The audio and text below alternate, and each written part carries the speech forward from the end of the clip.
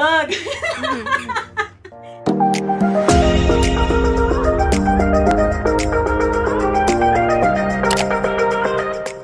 day everyone!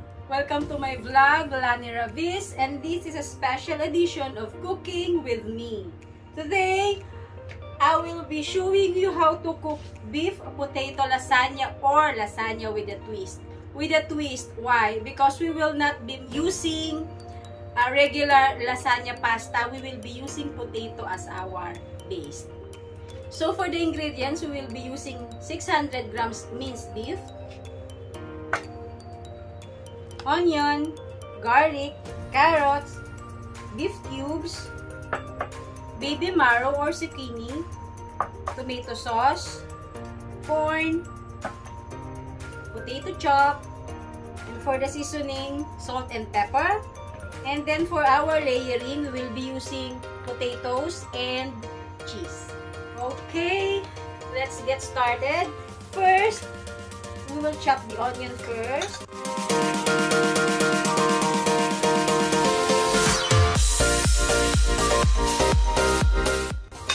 And then we will be shredding our carrots and zucchini.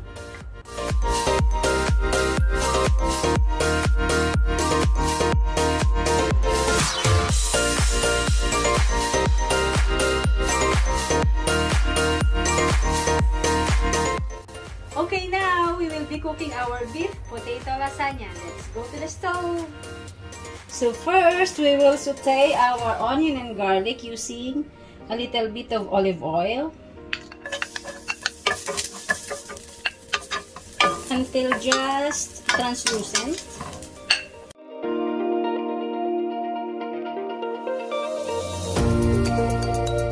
And then we will add our beef.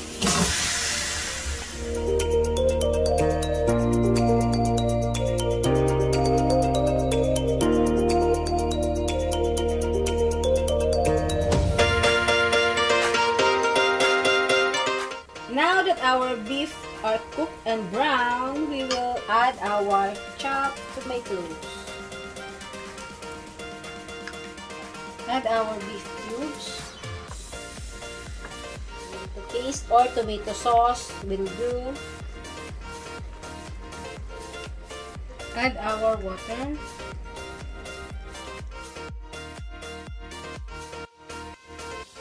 And add our prepared vegetables. Add first the corn.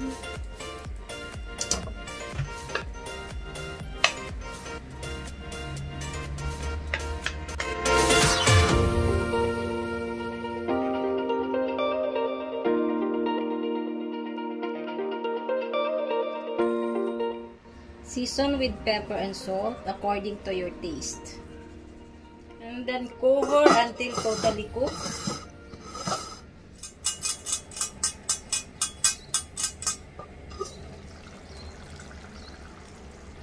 Let it simmer for a little bit longer to make it dry a bit.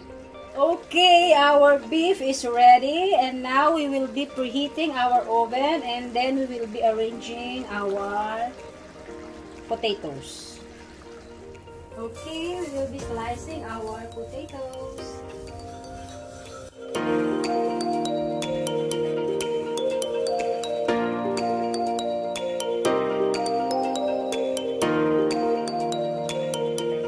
First, we will arrange our potatoes in layers.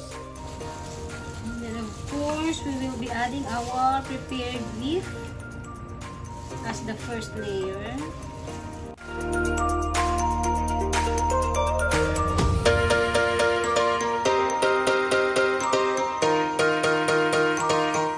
Add again another layer of the potato.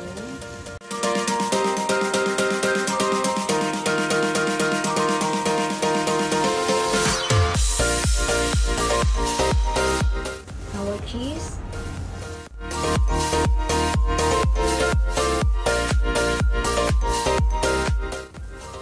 Another layer again of our beef. Into the oven for 180 degrees Celsius, 30 to 45 minutes. Okay, and this is our finished product, beef potato lasagna or lasagna with a twist.